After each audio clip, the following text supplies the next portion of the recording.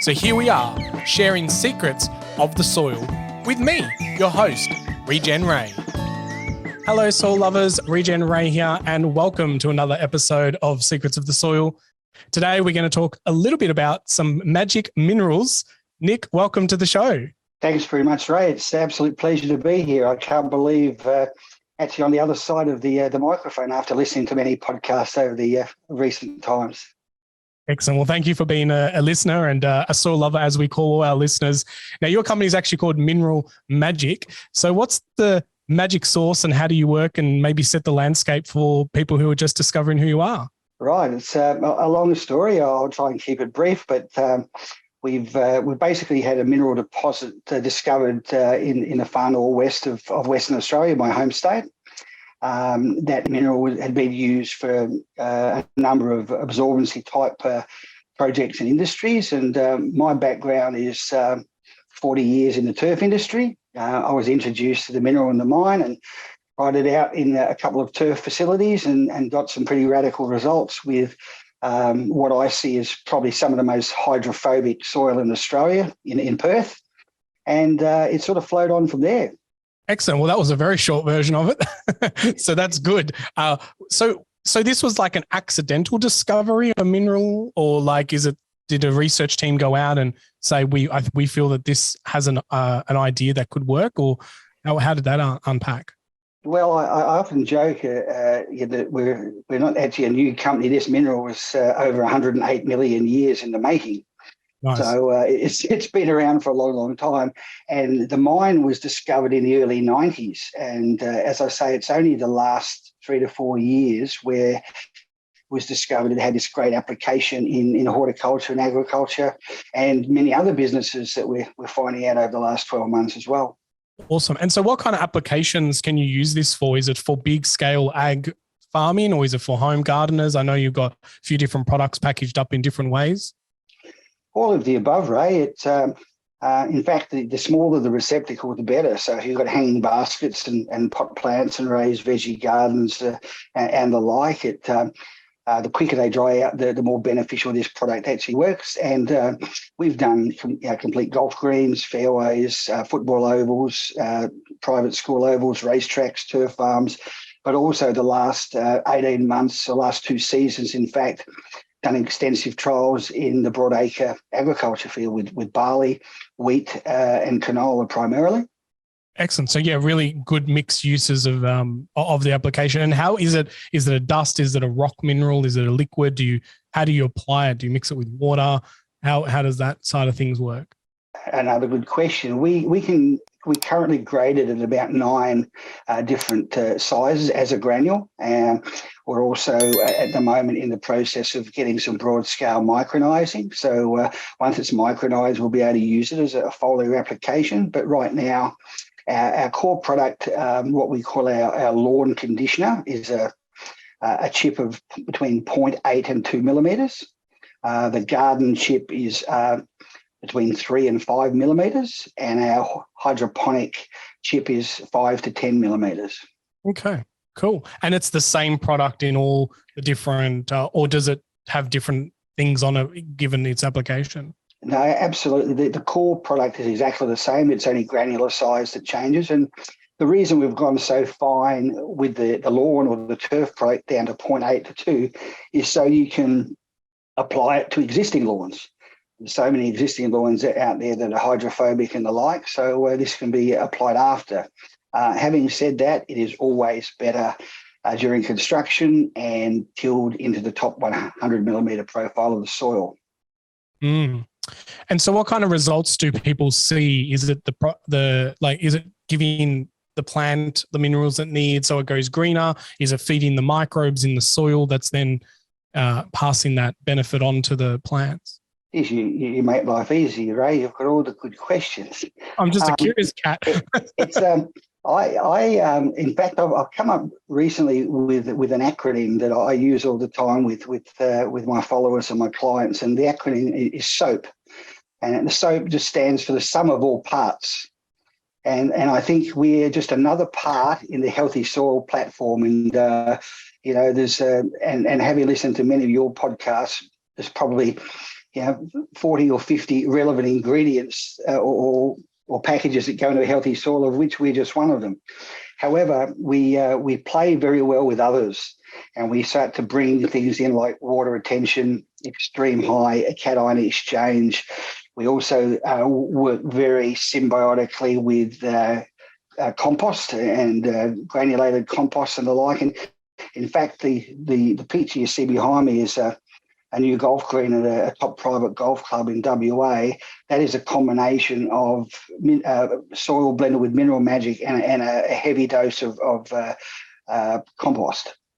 Mm-hmm. And we found it out purely by accident, because it wasn't a collaboration that we worked together on, but ultimately the superintendent did his trials for 12 months, came up with what he perceived the best recipe, had the soil blended off site, and then imported into that green. And certainly organic compost and Mineral Magic is a case of 1 + 1 = 3. They work extremely well together. Many guests today have given the exact same equation of 1 + 1 = more. And I think that's one of the things that we're starting to realize in this nature world, is that it isn't, just 1 + 1 = 2. There's this whole amplification, something that happens beneath our feet and within the microbes and the plant transfer and the nutrient density, that when we start really nurturing soil, we get that really exponential compounding result. Is the product that you're using, I noticed you use the word conditioner a lot. Was that a purpose thing? Do people see, soil conditioners as something that works better with soil rather than an input or a fertilizer or other buzzwords that can kind of go along with it? It's interesting. I guess we use conditioner because probably one of the key differences of this mineral, it actually is a permanent amendment. It's not something that you apply every 6 weeks like your common wetting agents, for example. Now, it's certainly not a water. It's not a wetting agent as in a penetrant per se, but it's a water retention agent. So quite a lot of difference that people often get confused with. But certainly that's the whole key of applying it in the soil, but it brings everything else into the equation. It doesn't have it has very little nutritional value itself, but because of its high cation exchange, it hangs on to your magnesiums, your calciums, your manganese, your irons, your potassiums, all your positively charged nutrients, because it's a highly negatively charged mineral. The other thing is obviously it's water retention. It holds about 65% of its volume in water, but there's a lot of things on the market that do hold water exceptionally well. The important part and the difference in this mineral, it actually releases it back to the plant. So scientifically generally referred to as plant available water, or PAW. And that's certainly what we measure a lot of our success on, because as I say, the soil in WA is very hydrophobic. It has no retention qualities whatsoever. It has a CEC of about 1. So its ability you can pour as much NPK as you like on, but it's not going to be taken or left in the soil or made available to the plant. So you might, at that particular golf club you see behind me, you might as well spread it through the car park. I'm really intrigued with the fact that it's permanent and that you don't need to constantly add on to it. Is that because it does its job to repair the soil and then that ecosystem starts operating, or does the rock mineral stay for so long, just slowly release their beneficialness? It's a combination of the two, actually. If you look at even the finest dust, and we go right down at the moment to 75 microns. If you put a 75 micron particle under a microscope, you'll still see it's very much a honeycomb structure, and the honeycomb structure gives it its specific surface area to hold on to the water molecules and the nutrient and the like. So. And again, because of a mineral structure, it stays as part of the soil forever and just basically works with I often say if people have a set nutrient program or a certain brand that they're loyal to, I say, well, terrific. You should know your nutrition better than anyone else. This just makes good products better and last longer. So we don't generally compete in that marketplace. We just enhance a lot of the good things that people are already doing. And you mentioned the word a number of times, microbes. That, as a turf manager of some 40 years, I've only started to understand in the last 5 years of how much of the central hub the microbes have to play in the whole soil program. And certainly things like compost and amorphous silica or mineral magic together help home, house, feed the microbes. So it's, again, another symbiotic relationship. So a lot of the things happen not because of the mineral magic, but what the mineral magic has done to other components of the soil. So once again, back to that sum of all parts. Yeah. Because I think a lot of times with these, things that you put into a system, there's always concern about mixing them with compost. Is it going to like shock the compost heap, or is it going to, dilute or be something that kills the microbes that are there? But I like the fact that, even with the picture that's in your background, and for those that are listening, it's a picture of a nice golf course with a sand bunker, probably where you don't want the ball to be, but the green grass around it is very luscious and, and nice. So that, mixing that with a compost really aligns with that whole natural, no chemical, regenerative, soil nurturing values, and the ability to mix it with whatever you're already comfortable with. So it's an add-on, I think, is really key, because then I think a lot of people like to know that they're using a product and they're scared of stopping that. So by putting this as an add-on, definitely eases people into the openness to try it and give it a go and see the results themselves. Indeed. And in this particular case, the golf course superintendent has stated that he's actually reduced the amount of chemical fertilizers he's used substantially. Now, looking at the greenness and the lushness of that turf, you'd sort of question that. But the fact that he can use less and it's retained more, and he's getting more value or bang for his buck for water. And I've actually done this presentation to a couple of government ministers over here, and they simply give you this glazed look that, we actually don't have a water problem in WA. We've got plenty of water. We have a soil problem. Our soil's ability to accept the water that is available is the problem, not the other way around. And you can walk around the streets here with all the new subdivisions. They've got their $10,000 landscape packages, which is 50 square metres of turf and 4 diosmers stuck in building rubble, and you'll see litres and litres and litres running down the street, because it's the sand. It's not soil. I can't even call it soil. Doesn't have the capacity to accept that water. So we need to change our thinking. And Ray, you've certainly started a lot of steps for people to do that. Thank you. And yeah, I think it's because I had those kind of moments where I was like, why is this not common? Why I had those mind-blowing experiences of, it just makes sense in order for us to nurture soil. And I think even at a farming level, and even the golf courses, I met someone who was running a golf course in Victoria. And when he told me what they spend just to keep the grasses green with water, and like a patch could be worth millions of dollars a year to keep it green. And I just was like, why are they not like, we're talking like millions of dollars that can be saved annually on just one golf course. And then we, scale that up to farms and, drought resilience and all these kind of handout packages that come up to save people when things go south. We just probably don't need to go south at all if we're looking more preventative. Many state governments have adopted, water restrictions, and you can only water on set days, but that just tells us which day we're allowed to waste water. It doesn't physically actually do anything. It doesn't change the soil. It doesn't change our watering habits per se. Yeah, or you water double or triple because you can't water the next day. Exactly. So, very innovative human beings. Just spending some time on your website and having a look at all the products. I see that some of the key benefits on the on your website and pamphlets is the fact that the soil breathes better, but also holds more water. So those two things kind of conflict sometimes because people don't know whether they should have aerated soil or wet soil. So can you speak to that a little bit, the importance of air and water and the balance? Yeah, I guess as I alluded to before, the structure of the mineral is very much a honeycomb.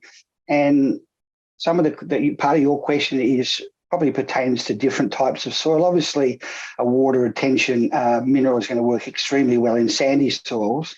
But the flip side, we found on the East Coast, it works very, very well in heavy soils by creating an air pocket in fine particles. So once, as I say, and actually drawing water out of what can be a wet profile. So if you've got a soggy surface on a green, for example, it can actually remove some of the excess water and store it within the particle and actually have a harder and firmer playing surface. So it's you can actually keep have greens a lot wetter, but still a lot firmer in winter. I mean, if something you can't control, like rainfall, for example, but it doesn't inconvenience the golfers as much. But back to the technical side, certainly, particularly any clay soils, obviously, it's very fine particles. There's very little airspace within that profile. Having like a little safety capsule in there in the middle of it that's got food and water stored in it is quite beneficial. Mm. And I think a lot of times when people look at their landscape, their goal is to feed the plants. They're looking at the plants. But I think in this situation, you're really more looking at the soil. Why is it important to feed the soil and not the plant? And does the plant matter, or does the plant just, do we need to focus more on the soil side of things? Well, it's feeding the soil is more of a long-term cure rather than feeding the plant. And certainly you see in situations where our agriculture industry has tried to fix everything with NPK, and for argument's sake, phosphorus is still applied with every broadacre farmer over here on seeding, yet most of them have got gallons of phosphorus already in their soil that's locked away. So if they had worked on the soil health situation, the phosphorus would be available in the first place. So we have the same over here with the lawn guys that, and I've actually been censored on a few of the social media lawn sites. 1 week they're applying urea of 46% nitrogen, and a week later they're putting a plant growth regulator on. So the plant is very confused about what you actually want it to do, and a lot of those things we obviously put on the for the plant's benefits actually is very detrimental to our soil health. And once again, there's people in a municipal turf situation that even spray preventative pesticides. Now, as a turf manager of 40 years, that just makes me shudder. That's killing off all our good soil organisms just in case we might have a bad one. So, and certainly that's the way I was initially taught at college in the early days of my apprenticeship. My first fungicide that I used was a chemical called PMA, which is phenylmercuric acetate. So I was spraying mercury half the time with incorrect PPE gear onto a surface, and it was just the race to the bottom. I'm curious to know a little bit more about your background and what you can share, but before you answer that, we're going to take a quick break. Soil lovers, stick with us. Hey soil lovers, do you want some merchandise that you can wear your love for soil on your sleeves, literally? This one says, sorry, I can't, my plants need me. Or maybe you want some stickers that say, I love soil, or get outside and get your hands dirty. Doesn't matter what merchandise you're after, I've set up an online shop that will help you get the soil loving vibes that you need on you. Maybe it's something in your home, like this I love soil pillowcase. All the designs can be mixed and matched on different things. And the reason why I set this up is because I want to help you start the conversation with your friends and family about your love for soil. And it's much easier when you're wearing a t-shirt that maybe gets them thinking about, why are you wearing that?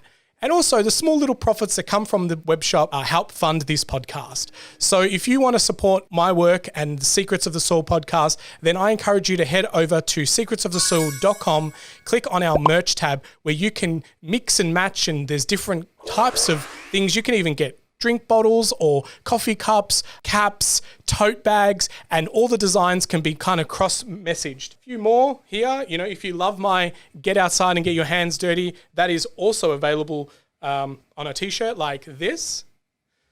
And then we also have born to garden and forced to work, which is probably what a lot of people are doing right now when they're listening to this podcast. So head over to secretsofthesoil.com, click on the merchandise tab so you can browse some of the amazing products that we have. It is completely outsourced. I don't do any of the packing, shipping or printing. There is an organic range as well. So if you're more conscious about where the cotton and fibers are coming from, this was the only platform that was able to have a full cotton organic range. But love for you to go over and support and wear your love for the soil on yourself, literally. So with that, back to the show.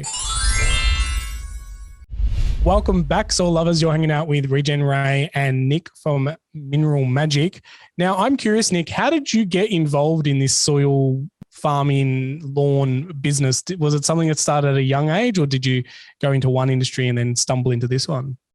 Again, a combination of all of the above. We had my parents had a tree change, as they called it. We moved up from Melbourne and we bought a vineyard along the Murray between Swan Hill and Mildura, and they were my formative years between about 11 and 15, and I developed a love of the land from there.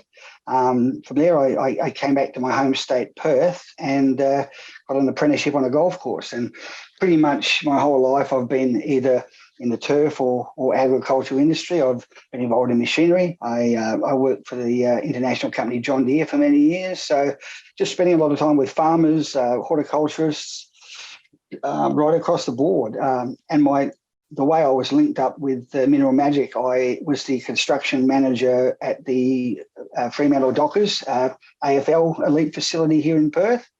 And that was a wonderful project and very highly spec'd and done properly from day one. But to put some perspective for a broadacre farmer, the specification of that oval, we put $190,000 of soil amendments on 2.2 hectares.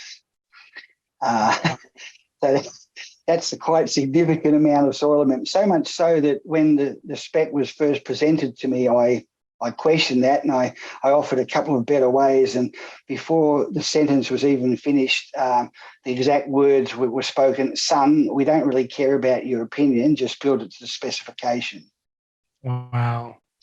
Now, fortunately, someone else involved in that project, his brother-in-law actually owns the mine where Mineral Magic came from. So the introduction came from there, and I was introduced as the soil nerd, a term of endearment, I'm sure. And yes, initially, when the specification was given to me on the Mineral Magic, I questioned a lot of it and started to do some trials and started to get my own significant results. And that's basically where it all started. Excellent. That's great. And I think coming up, the love for the land, I think, is a really important one, that having that literacy to read the landscape, make, informed decisions through that paradigm. You spoke before a little bit about, applying chemicals onto stuff with maybe non-adequate PPE. How normalized was that as just business as usual? And have you seen that become more uncommon these days? Again, another very salient question. And looking back at my career, sort of knowing what I know now, I did many, many, many things wrong from a turf practice and environmental point of view. But again, that's the way we were educated.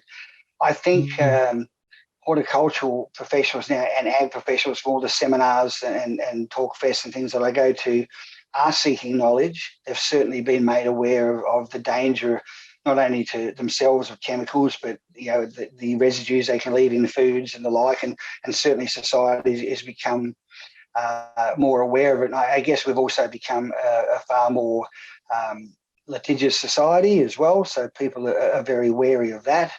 But and it was a question I asked for years, that particularly with insecticides, which was always my pet hate, is if these things are killing bugs in the soil, surely they are not that selective. And I still struggle with that question today. And, certainly from a turf perspective, the absolute, the biggest menace in Western Australia at the moment is the sting nematode. So anyone hears of a sting nematode and basically we're nuking it with everything that we can find in the store. But most people don't realise that 80% of nematodes are actually beneficial for the soil. Yeah. Yeah. In the right balance, that's definitely, that I hear a lot of times people talk about, pathogens in the soil are bad when they're the majority, but they're also needed there to balance the system out. And if you just wipe them out, then too much of the good ones can be very problematic as well. And I think you make a really good point as well, because like they say, it's safe for humans because we don't die instantly. But, long-term now we've seen research over decades that maybe people are more prone to certain disease, or they're living shorter lives, or they get certain cancers and things. So I think, it may not kill humans instantly, but there's definitely been this pattern of people who have been involved in these, large scale chemical input systems, that there is, side effects, and it's a delayed side effects. And then we're eating those foods. It's killing the biome in our gut. We don't even know the research around the gut biome and its links to our mental health and all the chemical imbalances that are experiencing. So, do you worry about the fact that a lot of these things weren't researched well? And do you think that we will get to a future where there just won't be any chemical synthetic inputs? I think it's a huge, what I call the valley of death that has to be jumped across. We can't suddenly stop using them all today. And, even talks around things like banning glyphosate and the like, potentially if you do that, a loaf of bread might be $15. So we need, and certainly we celebrate the alternatives that we're finding along the way. And certainly we see Mineral Magic as one of those. We're a certified organic product. That's important to us and really important to a lot of our customers. My probably major concern at the moment is more around a residential situation. As I say, the farmers and the turf managers and professionals like that, apart from being well educated, are pretty well regulated. However, and it's a reason why I've been booted off a number of these social media sites, old mate next door can go and buy one of the most dangerous pesticides and spray it all over his yard with his little baby, riding a scooter up the driveway and shorts and thongs and no respirator. And that's probably, I'm worried about more than that than a professional farmer or horticulturist. Yes, I definitely. The other, that the council's spraying it around playgrounds, and you've got large number of kids playing around, and there's no signage, there's no, and I know certain governments have put like registers for farmers to opt out if they don't want the noxious weeds, quote unquote, sprayed along the curbside, but you got to opt out of it. I definitely think it should be an opt-in, or should become your thing to solve, and not, learn how to do it more naturally and understand plant succession, and that, they're there doing a purpose and a job. And if we understand why that weed that we want, that is there, then we can understand what it's trying to tell us from underneath the ground, rather than just killing it all the time.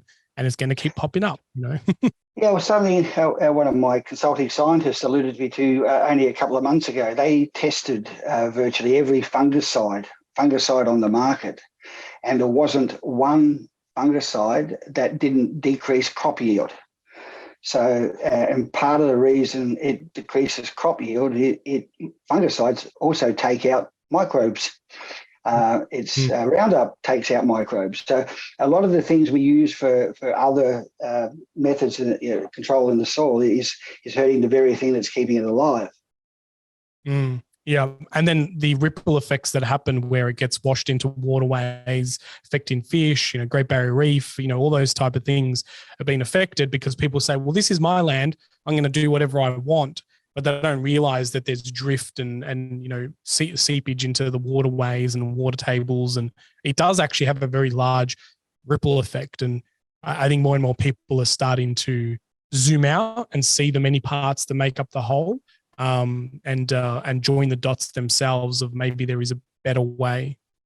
Yeah, that's certainly another benefit of the Mineral Magic, being a highly negatively charged mineral, things like aluminium and the like. So a lot of the heavy metals that will actually fix out of the soil, and we're actually going to do some trials this year with the University of WA to measure aluminium toxicity, which is a major problem causer in our broadacre farmers over here.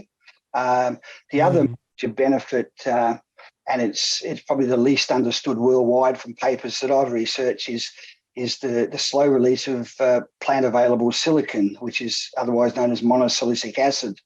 Now, what monosilicic acid does is harden the cell, or even make like a sacrificial lining of the cell of the plant, which builds its resistance up to all your various pathogens, heat, stress, drought, wear, even frost. And we had some amazing anecdotal results last year in a barley paddock with salt. So we actually grew some barley in a paddock that had been highly affected by salt and hadn't had a crop in over 50 years. So that's another thing we're putting some research spend into this year to understand a bit more about that. If we can remediate salt-affected country, last count was about 1.8 million hectares of farming land has been taken out by salt. So it's really a very exciting thing, but again, it's purely anecdotal at this point in time. We need to study it some more, and a lot of our broadacre trials are going on. They're in our second year. We're starting our third year shortly. Some will take up to 5 years because, as you know, Ray, one season doesn't make a result, and we have to compare the results with different rainfall, different soil types, and we've invested heavily in that, and had some very promising results. And I think we also need to change the paradigm of just yield. It's, nutrient density. Did the farmer work less hours to achieve that? If you're spending a lot less time on a tractor doing things and your yield might drop by 4%, but you've gained 50% of your time back, like what's the net position you're actually in? And yeah, just, really changing the way that we buy food and realize that just because you dropped your yield, are you more nutrient dense, and are you producing better quality food that you could potentially get a premium for or get certified organic or those type of things, those value adds? Because I think getting in that yield conversation too much sometimes can be damaging, because people see a drop in yield and they panic and they go back to the old way, So yeah, what are your thoughts about that whole yield, nutrient density and food quality as opposed to just kilos? Well, something with with wheat, for example, the only way you get paid is extra pay is by the weight or by the protein content. So if your farming practices increase the protein content, that can still add to your bottom line. Now, I speak about that a lot because though I share your altruistic views on it, a lot of farmers, the first question is how much does it cost and how much am I going to get back? So you have to be pretty quick to give a reasonable answer in that part. But I guess, with the last 12, 18 months, the input cost, something as simple as urea, which is basically doubled in price, has suddenly made even the most financial focused farmer have a look at what they're doing and see if there's better ways that they can actually do it. Because apart from, and this is another way I look at it, Ray, is I look at all the things that increase yield, but I also look at mitigating the things that decrease yield. And certainly with that monosilicic acid affecting things like even rhizoctonia. Rhizoctonia is a massive issue for reducing yields here. If we can slow or mitigate rhizoctonia, produce a healthier plant, healthier soil, it hasn't basically cost anything extra. It has to be a huge benefit. I agree. The education to look at things from multiple sides and viewpoints, and it's not just, decreasing input costs, your time, effort, decision fatigue is another thing. If you have to sit there and try and work out what inputs to put on the farm this year, but you know that you can be regenerating the soil, and every year your time to make these decisions and applying stuff decreases, then that's a win. I love that. The word regenerative gets thrown around a lot. Is it a word that you use a lot? How do you feel about the word regenerative? Do you think it's getting to that buzzword greenwashing kind of status now? Wow, you're heading me into a corner with this one, Ray. I up until recent time, I've avoided it like the plague, because the first few years, the majority of participants that I would have seen at a regenerative farming conference were local hippies that had maybe half an acre and the like, and certainly the Ocker farmer hated the word. So I guess if they hated the word, I tried to put it to them in a slightly different way. But responsible, economical, sustainable are words that I probably use in front of regenerative. Yeah, yeah, yeah. It's definitely one of those words that knowing the history of people who have been in this space for a while, it was biological farming, no chemical farming, natural farming. So it's interesting to see how that word has evolved and the values that people put on it. Being in this space for a while now, we get into that tipping point where it's been overused and people putting it on packaging and everyone's like, really, is that regenerative? Like, can you have a regenerative Kit Kat? I don't know. Because the beans are grown on a regenerative farm, but everything about that business, degenerates the world. So it's interesting to see where we're going to sit with that. Yeah, the analogy that I make, and be a bit before your time, Ray, but we used to have sanitarium ads on television, sort of mum sort of turning to the camera and going, "Yep, don't tell the kids it's actually good for them."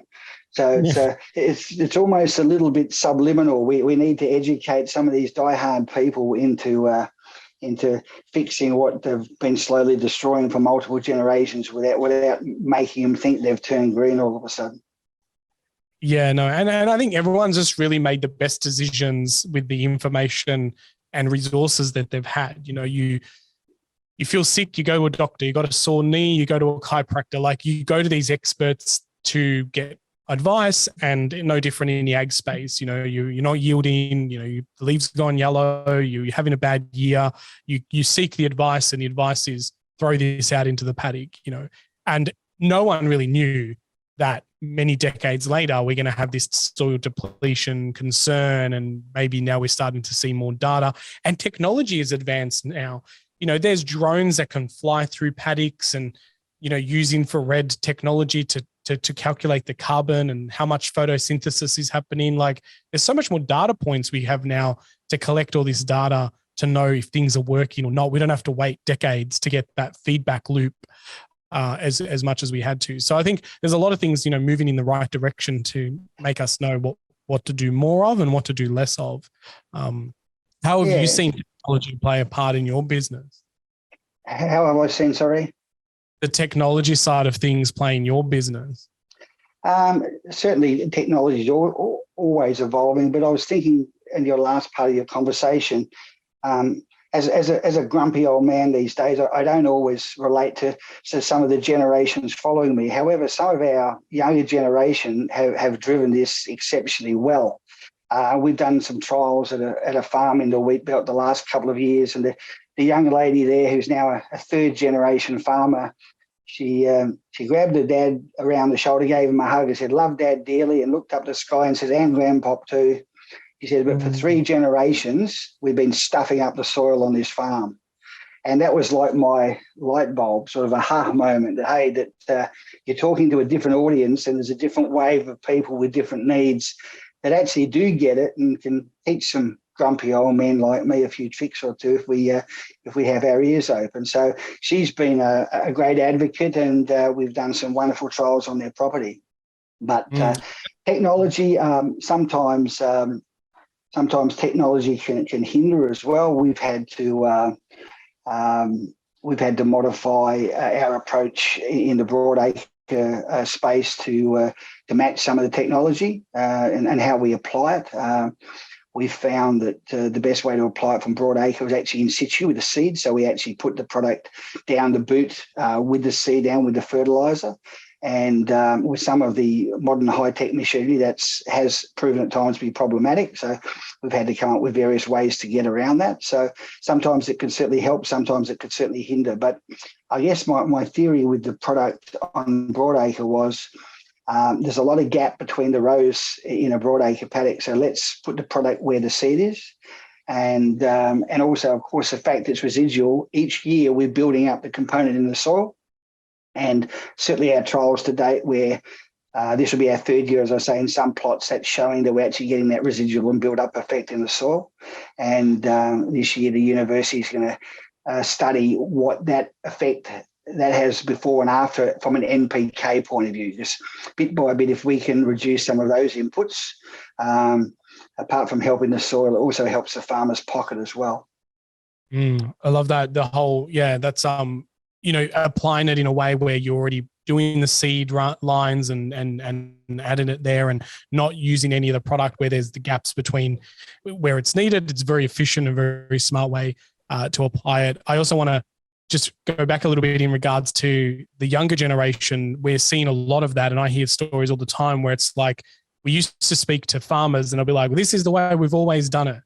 And then we're speaking to the younger generation and they're like, I don't care how dad did it. I'm doing it my way, and, they're really waking up to the fact of that they can do it a different way. And, maybe, dad and granddad and all the generations above did it one way, but it stuffed up the soil, and now we can reverse that. And I think there's a lot of younger generational farmers coming back to the land going, I want the challenge to turn this ship around, and it's interesting that you've seen that as well. There's a large group of younger generational people coming back in and valuing soil? Indeed. And I think a lot of it comes from the colleges are driving it as well. There's a lot of the younger generation, and certainly I had it in my situation. If I was going to stay on that vineyard that I grew up on, part of my deal with my parents that I went to ag college first. So I was over educational institutions at that point in time. So I decided to go out and get a job instead. But certainly many of the third and fourth generation coming to now, it would almost be a prerequisite to go off to ag college. And they've got a far more expansive syllabus, and they certainly look at mitigating dangerous chemical use and the like, and regulations have stiffened over the years. So I think the young have a tremendous value to add to this argument. Love it. I think that's definitely the generation to turn things around and, innovate and cross-pollinate different industries and thoughts. And I'm always, really excited when I see younger people, and I'm, kind of fall in that younger generation as well. But, it's there's even the 20-year-olds that I speak to them all the time where they're like, I just want to do something. I'm studying psychology, but I want to help, the regenerative farmers in the psychology point of view, or they're normally studying something else, but they've come across this regenerative movement and want to know how they can embed what they learn into the regenerative space or, farming world. And I think that's really key. And I think even in the last few years, people saw that farmers were critical workers and they didn't get shut down, and we need to feed the nation. And they kind of were really the heroes in that space. So the younger generation saw that and think, what can we do to make this a better place? Yeah, it's interesting. As obviously a little fledgling startup, everyone needs assistance and capital in particular. And we've had a number of investors that sort of circled around our little company, but they don't have the passion or the altruistic view of what we're trying to achieve. So money is money. I've had more success with people that understand what the journey we're on and what we're trying to do, and they're the sort of people you want to have involved in our business. Agreed. I think that's, when you start making decisions based on your values and knowing that money is money, but if the investor comes in and they don't get the real cause, it's very quick for them to start making decisions that don't align and just kind of turn a business on its head and, headed in the wrong direction. So I think value and principle alignment is a really important factor these days. Yeah, we had that particular farm where that young lady worked.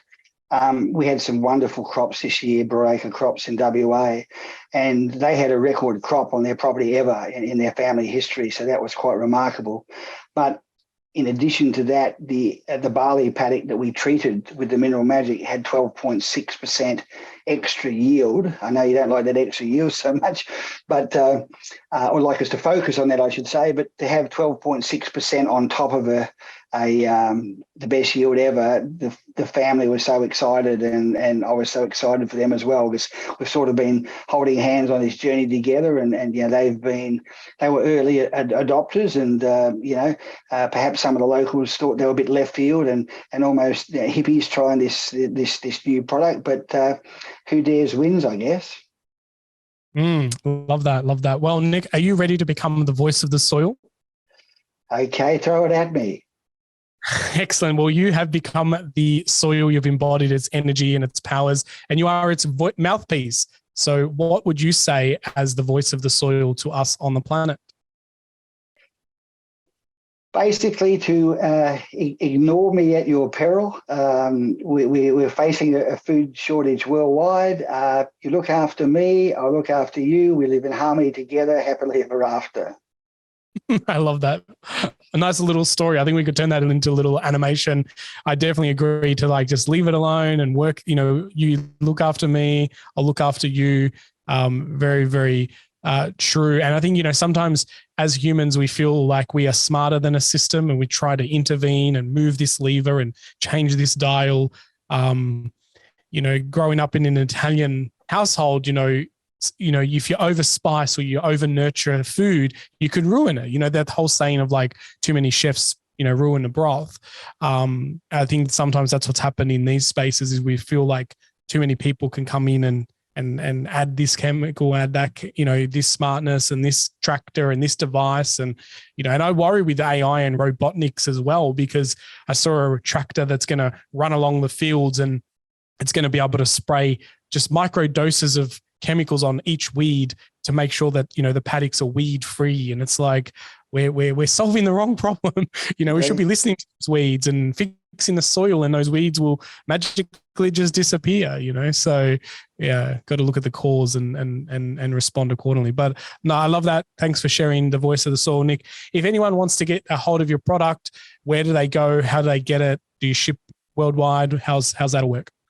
We're only shipping within Australia at the moment, and we have distributors in all states from a commercial point of view, except Queensland. However, from a homeowner perspective, nationally covered through the Mitre 10 Home Hardware Group. But the easiest way is to go onto our website. There's a section on the mineralmagic.com.au where you'll see a section that says stockist, and you can search by state and go from there. There's a number of various retail and commercial outlets you can source the product through. Excellent. And from an ag point of view, do you buy it in bigger bags or barrels, or how does it work from an ag point of view? Yeah, ag, the product range is for domestic is 10 kilo and 20 kilo. From ag and golf course and council perspective, they normally buy 1 ton bulker bags. So we normally ship right across Australia in the 1 ton bulker bags.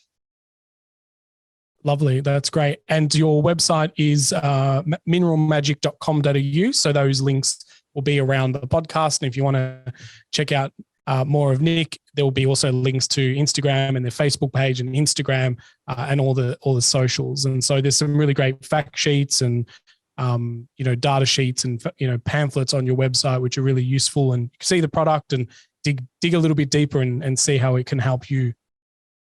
Yeah, any final?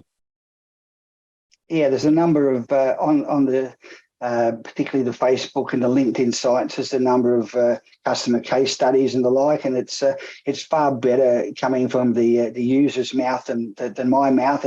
And some of our customers have alerted us to new ways of using the product, which I absolutely adore. We've got some magicians, as I call them. If you're a Mineral Magic user, I call you a magician. Some magicians out there that have come up with some great ways of utilising the product. So by all means, check that out on social media. Love that. I think that's a great goal for everyone to become a magician using your Mineral Magic. That's so fun and very clever. So there you go, soil lovers. That's how you can hang out with Nick a little bit more and get your head around this whole Mineral Magic conditioner. So go and check out the benefits of that. Any final words that you want the soil lovers listening thinking about as we part ways?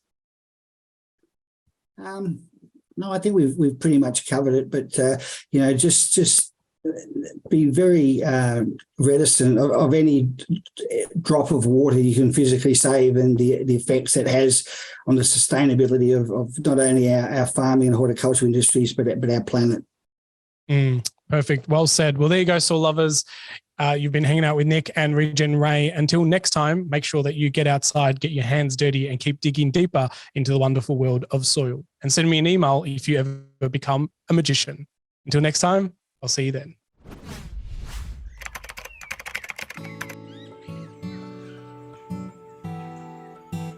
Well, soil lovers, that's enough secrets for one episode. I really hope that you enjoyed all the secrets shared during this conversation. But hey, let's not keep it a secret. Please share this podcast around and make sure that you like it and leave us a review, because that really helps spread the secrets of the soil. Until next time, remember, get outside, get your hands dirty, and keep digging deeper into your soils.